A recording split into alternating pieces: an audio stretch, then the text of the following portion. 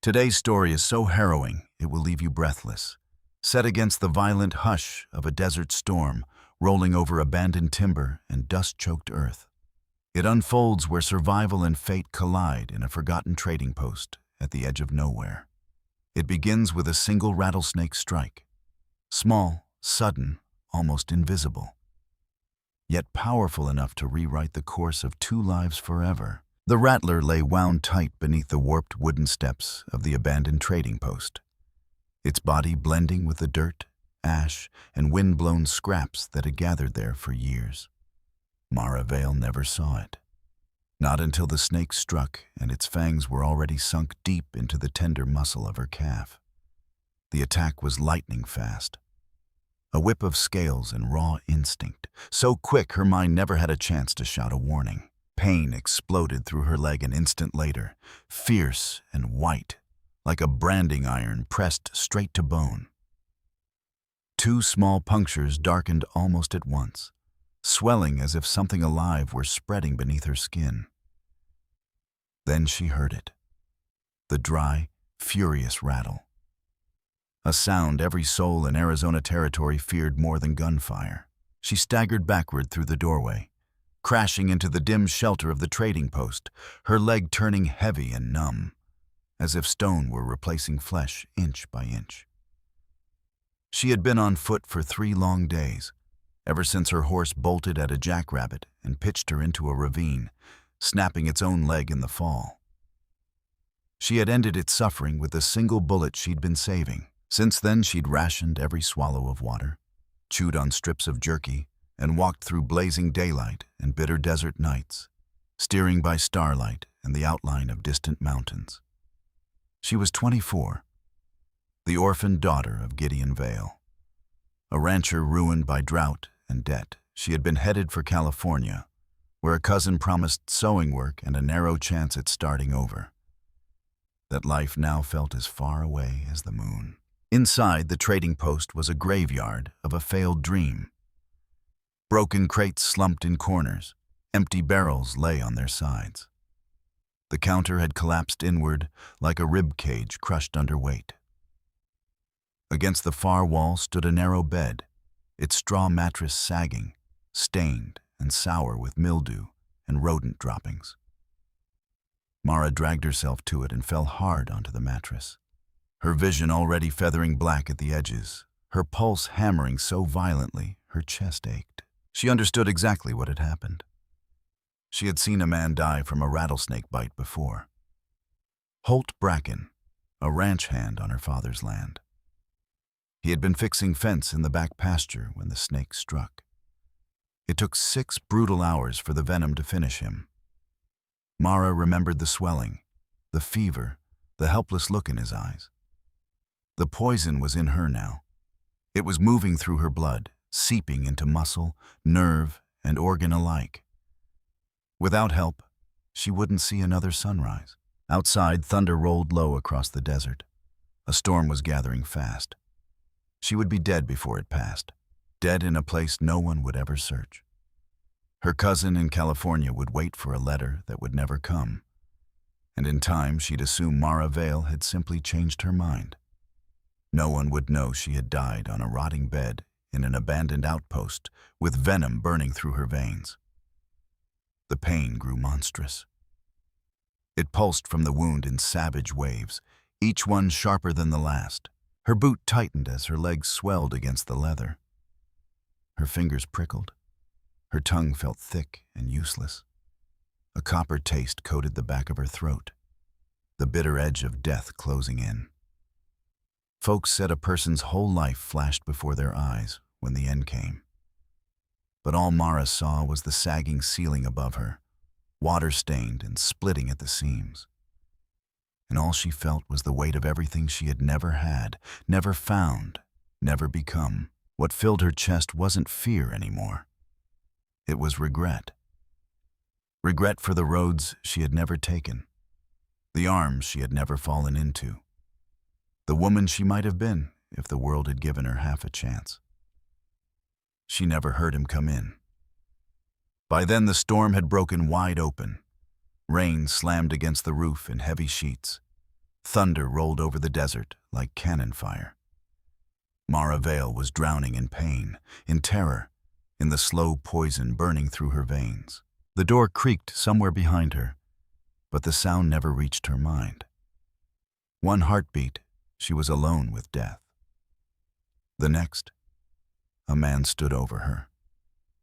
He was framed in the gray wash of stormlight pouring through the doorway, his features blurred through the haze clouding her sight.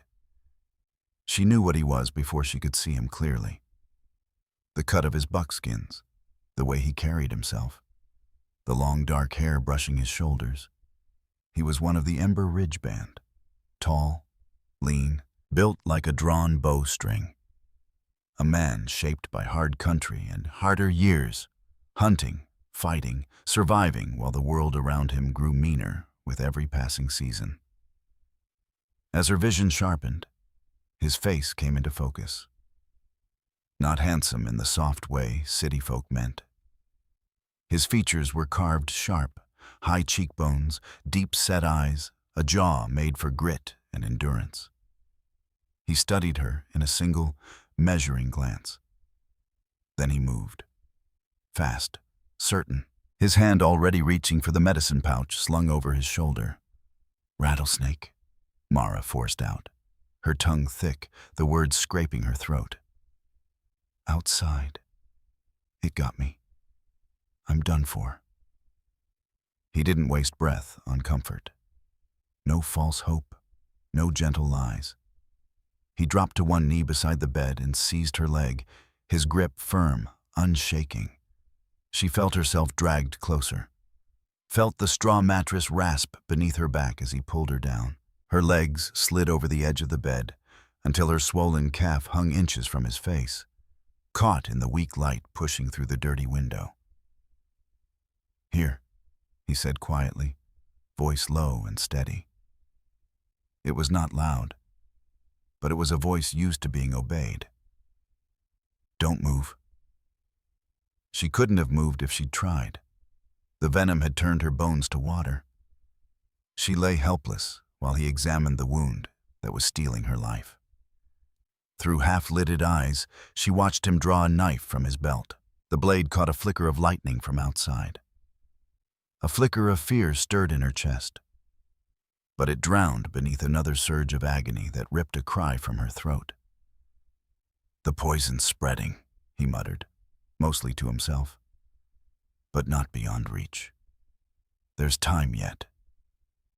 He sliced through her boot with quick, clean cuts.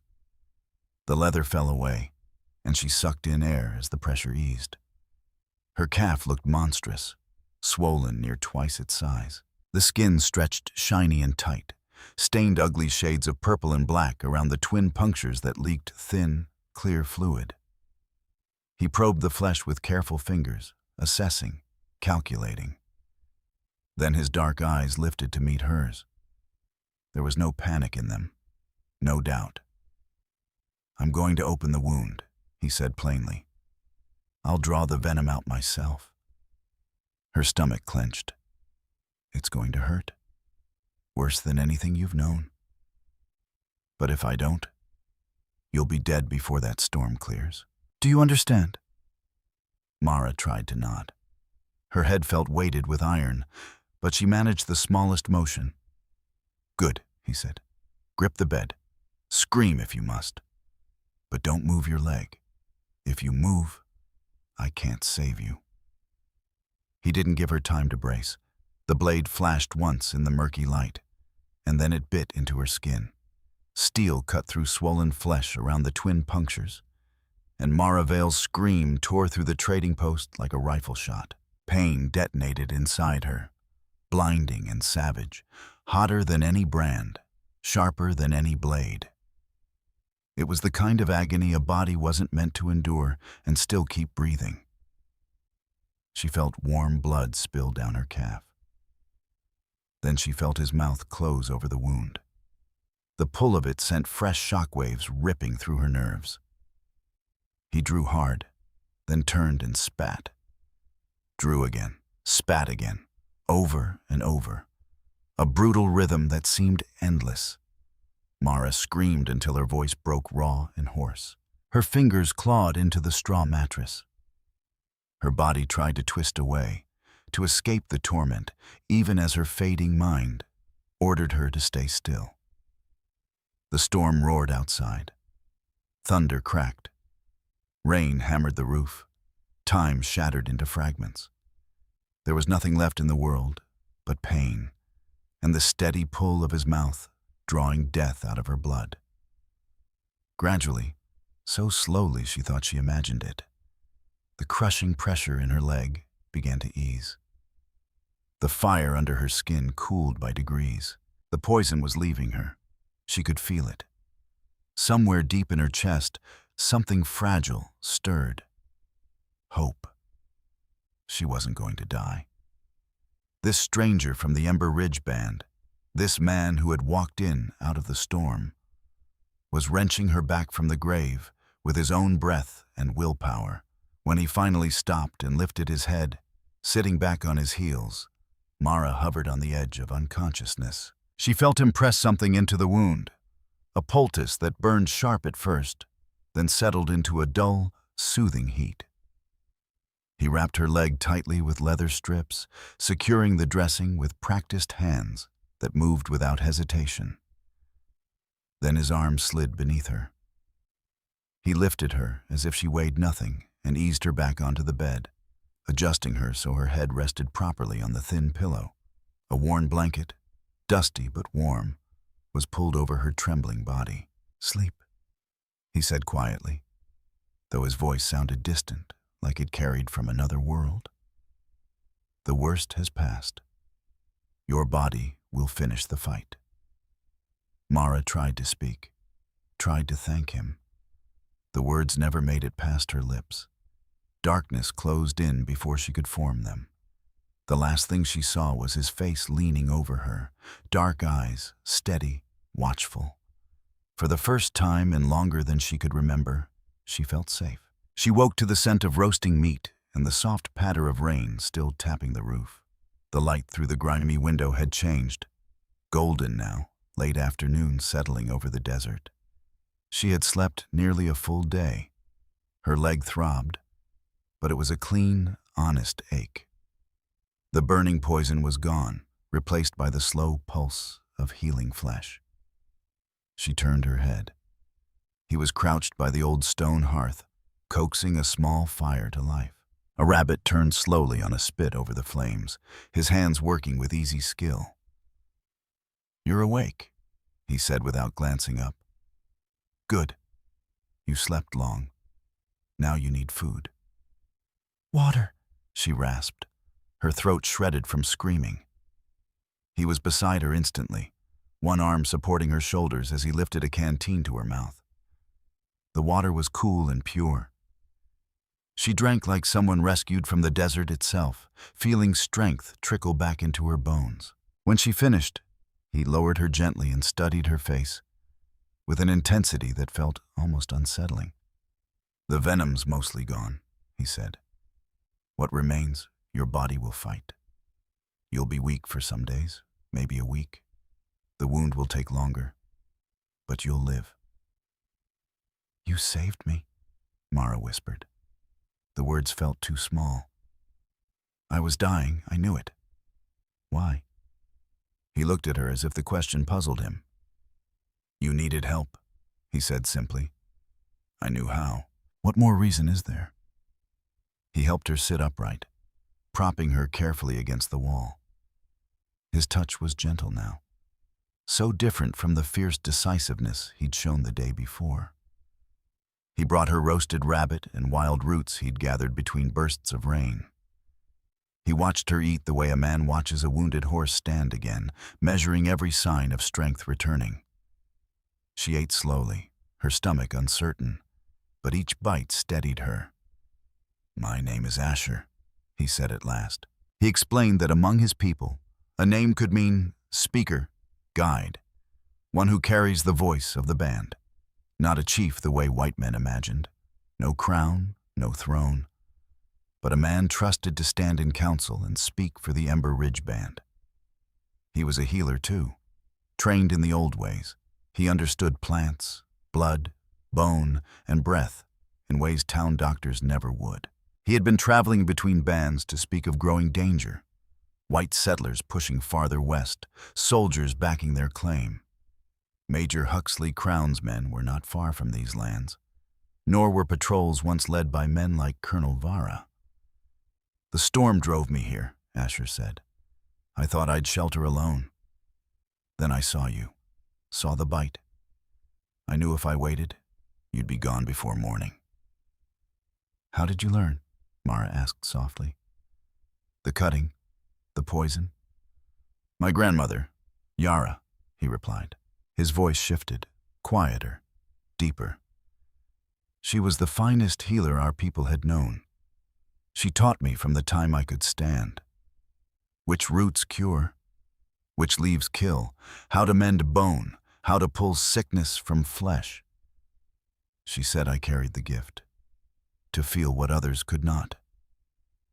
He gave a faint smile. "I didn't believe her at first, but time proved her right." There was reverence in the way he spoke of Yara. It stirred something in Mara. Curiosity bloomed where fear had once been. She asked more questions, carefully at first, then with boldness she hadn't expected from herself. Asher answered without impatience, his dark gaze resting on her face as though her interest mattered. He was 32. He had loved once, Sorella, his wife. She had died of fever 5 winters ago. He had not taken another woman since. He had 3 younger sisters, Kylie, Mireia, and Tova, each with families of their own. His mother, Zena, still lived and never let him forget she expected grandchildren. His father, Torak, had been a warrior who fell fighting Mexican soldiers long before Asher could remember his voice. He preferred the mountains to the open plains, could track deer across bare stone. Once walked 6 days without food or water to reach Oren, a wounded man from his band who would have died without him. And as Mara listened, she realized she wanted to know everything. Not just about the healer who had saved her life, but about the man beneath the strength, beneath the quiet certainty. About Asher.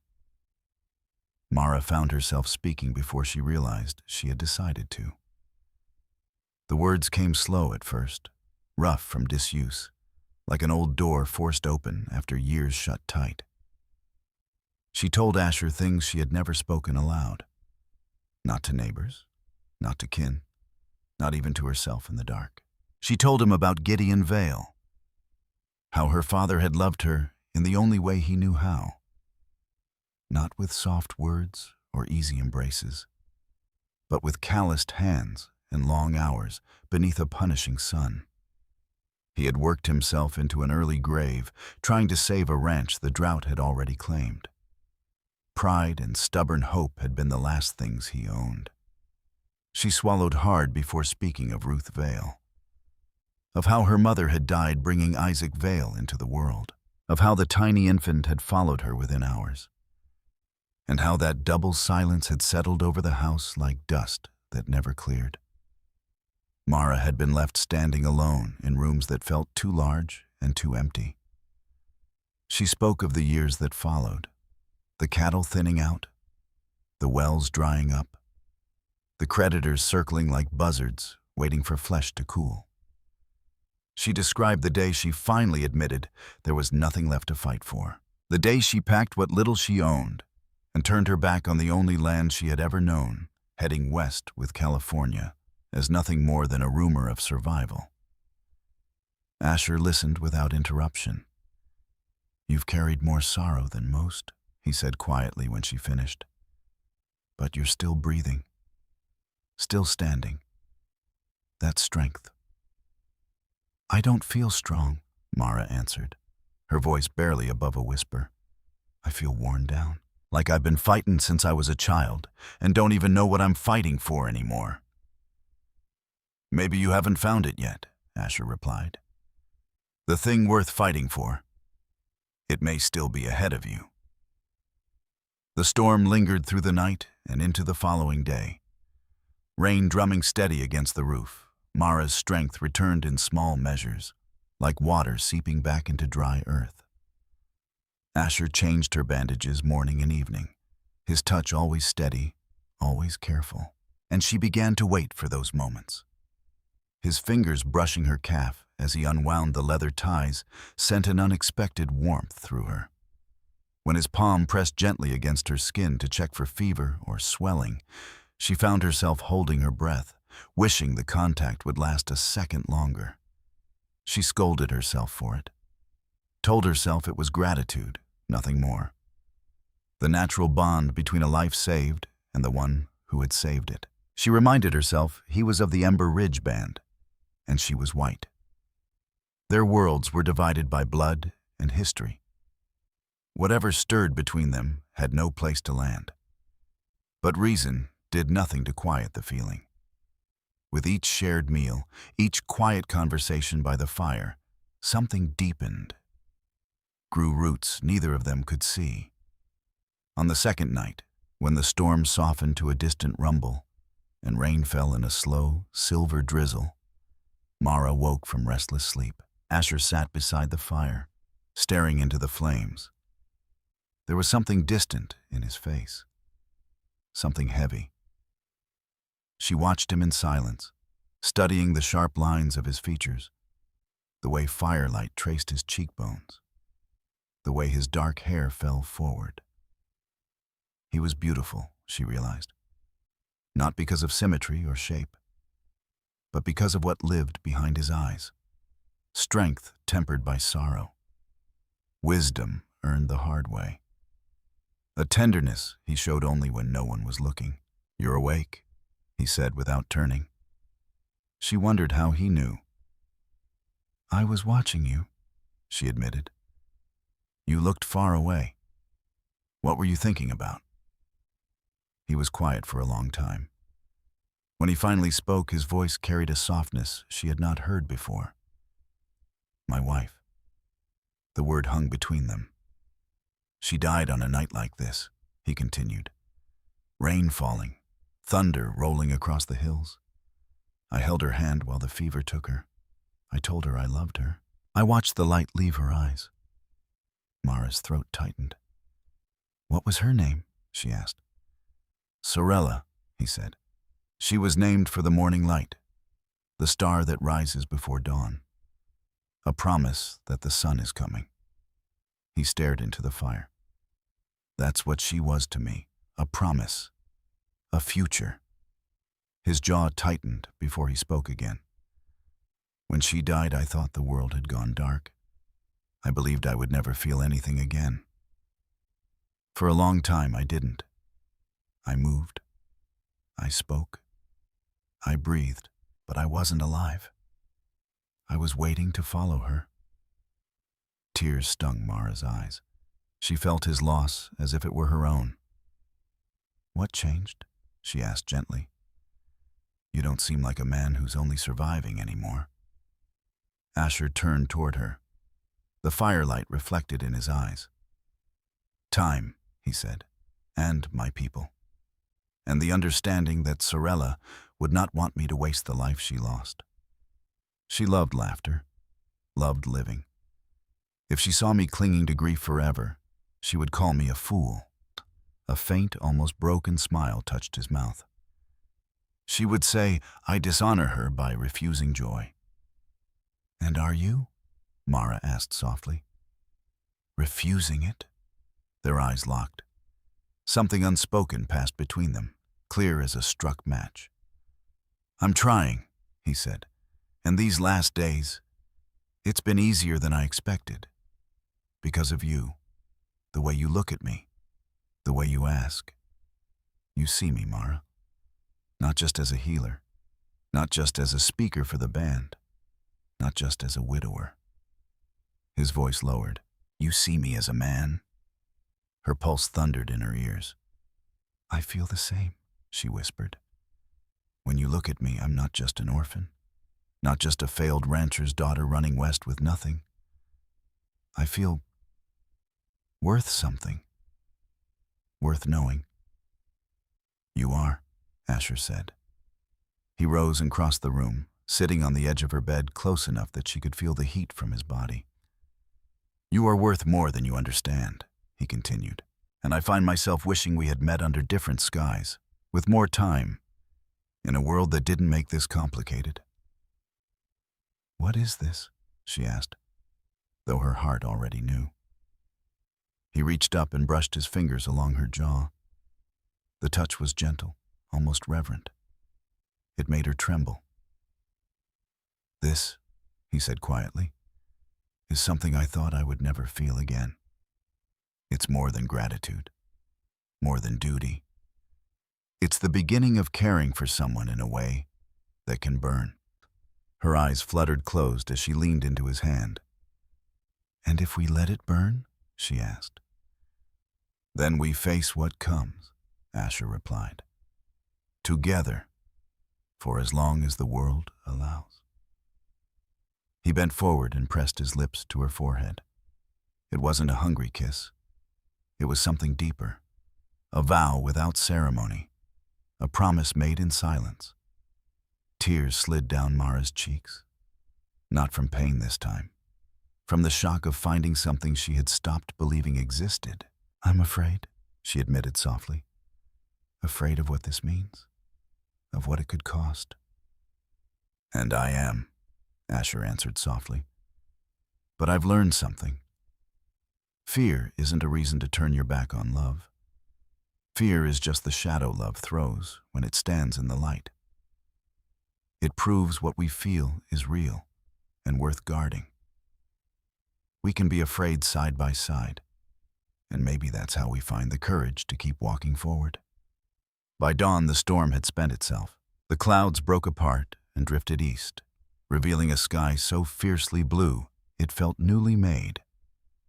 The desert looked scrubbed clean, reborn beneath the sun. Mara's leg mended steadily under Asher's care. The wound closed smooth and strong, the swelling fading day by day. She could manage short walks without leaning on him, though weakness still lingered in her bones. She should have been thinking of California, of the cousin waiting, of the quiet life she had once imagined, sewing dresses for strangers, surviving without belonging. But those thoughts felt hollow now. All she could think about was Asher, about the path he had opened before her.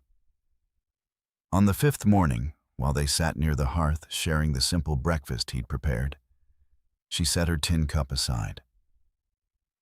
"I'm not going to California," Mara said. Asher looked up, unreadable. "I was headed there because I had nowhere else to turn," she continued. "But that's not true anymore. I have somewhere to go. I have you, if you'll have me." He placed his cup down slowly. "You would leave it all?" he asked. "Your cousin? Your people? The life you understand? You would come with me to the Ember Ridge Band? Live among us? Face hardship that won't look like anything you've known?" "I'd leave more than that," Mara answered without hesitation. "I've spent my whole life searching for a place I belong, for someone I belong beside. In 5 days, I found both. I don't want California. I don't want a sewing needle and a rented room. I want to wake each morning and see your face. I want to build whatever life we can carve out, together." Silence stretched between them. Her heart pounded hard enough to hurt. For a moment she feared she had stepped too far. Then Asher smiled. It changed him completely. The sternness in his features gave way to warmth. He reached for her hand and enclosed it in both of his. "Then we go together," he said. "You will come with me. I will stand before my people and name you as the woman I have chosen. We'll face what comes side by side. It won't be easy. Some will doubt you. They will see your white skin and remember soldiers, settlers, men like Major Huxley Crown. Others among your own kind may think you've been taken and try to rescue you. The world won't make room for us gently." "I don't need gentle," Mara said. "I've never known gentle. I just need you." He leaned forward and kissed her. This time it wasn't a promise pressed to her brow. It was fire. It was claim and answer and certainty all at once. She met him with everything she had been holding back: fear, longing, hope. All of it poured into that single breath they shared. 2 days later, they left the trading post. Her leg was strong enough to ride, and Asher had built a travois to haul their supplies. He found her a sturdy pinto from a wild canyon herd and showed her how to ride without saddle or bridle, guiding with balance and trust instead of leather and iron. The first miles were hard. Each step jarred her healing leg. But slowly, she found rhythm, horse and rider moving as one. They traveled for 2 weeks across land that stole her breath. Jagged mountains, red canyons, endless desert rolling beneath an open sky. As they rode, Asher taught her the names of plants, the tracks of animals, how to read wind and stone. He showed her hidden springs where water shimmered unseen. He explained the trail signs of the Ember Ridge Band etched in rock and memory. Mara absorbed it all, determined, hungry to prove she belonged to the life she had chosen. At night, beneath a wide scatter of stars, they came together in quiet intensity. No future talk, no fear of tomorrow, only the warmth of skin, the steady beat of shared breath, and a connection that deepened with every passing dusk. When at last they reached the valley where the Ember Ridge Band made camp, rows of teepees rising against the horizon, faces turned toward them in curiosity and in caution, Mara felt no tremor of doubt. She felt certainty. The first year tested her. There were whispers, side glances, memories of violence carried in silence. Some saw only a white woman and remembered loss, but Asher never wavered. He stood beside her openly, made it known she was his chosen partner and would be treated as such. Little by little, suspicion thinned. She learned their language, worked beside the women, tanned hides, dried meat, raised and lowered a teepee in half the time she once needed. She learned to read clouds, track elk, and cross terrain that once seemed empty and unforgiving. She listened to the stories of the Ember Ridge Band, their ancestors, their battles, the way they endured men like Colonel Vara and the relentless push of soldiers. She came to understand the depth of what they fought to protect. And she learned, with every season that turned, what it meant to share a life with someone who saw her whole. They were married beneath open sky, mountains standing witness. Mara wore white doe skin sewn by the women of the band, beads and shells catching the sunlight like scattered stars. Asher stood tall in his finest regalia, eagle feathers lifting in the wind, bone and leather breastplate across his chest. Before their people, they spoke vows in the tongue of the Ember Ridge Band, promises that bound them not only for the years ahead, but for whatever waited beyond them. Mara had practiced the vows, in the language of the Ember Ridge Band, until the words flowed from her tongue without hesitation. They were more than promises for a single lifetime. They were bindings of spirit, meant to endure beyond breath and bone. Asher took her hands in his and held her gaze. "You are my heart," he said, his voice steady but full of depth. "You are the rhythm that keeps me standing. Without you, I am divided. With you, I am whole." Mara felt the weight of those words settle into her chest. "You are my home," she answered. "You are where I return. No matter how far I ride, without you, I am wandering. With you, I know exactly where I belong." The seasons turned, and the years that followed carried both sweetness and sorrow. Their life was not spared hardship. Joy and grief braided together like strands of rawhide, inseparable, strengthening each other. They were given 3 children: Riven Vale, bold and sharp-eyed like his father; Calder Vale, steady and thoughtful; and Lyra Vale, fierce with her mother's spirit. The children grew between two worlds, speaking both tongues, learning the stories of Gideon Vale and of Torak, running beneath open skies with blood that carried two histories. But peace was never permanent. Settlers pressed farther west. Soldiers rode through lands that had belonged to the Ember Ridge Band long before maps were drawn. Men like Major Huxley Crown enforced distant orders. The shadow of men such as Colonel Vara still lingered in memory. Pressure mounted season after season. They buried friends. They mourned elders. Illness came like a thief in winter. Violence flared and faded. Time claimed what it always claims. Yet through every loss, one thing did not break. They never stopped reaching for each other in the dark.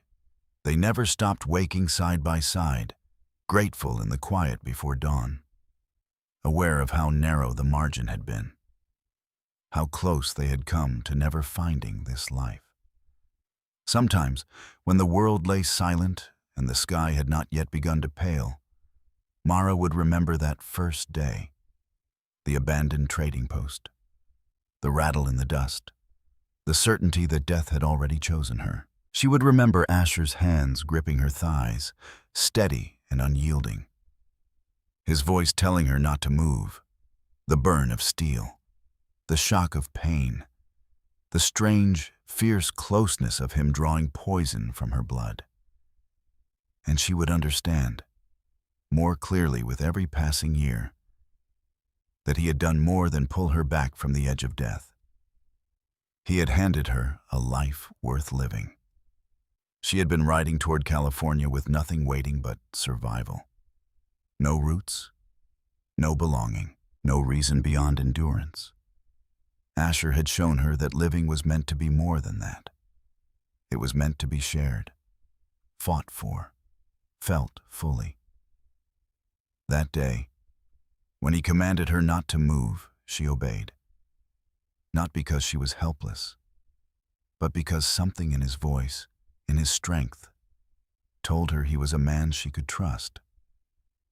She had trusted him with her life, and every day since, she had trusted him with her heart. It was, and always would be, the truest choice she ever made. Finally, let me send my deep thanks to you. We appreciate you more than you think. If this tale stirred something deep inside, we invite you to remain part of this frontier of memories.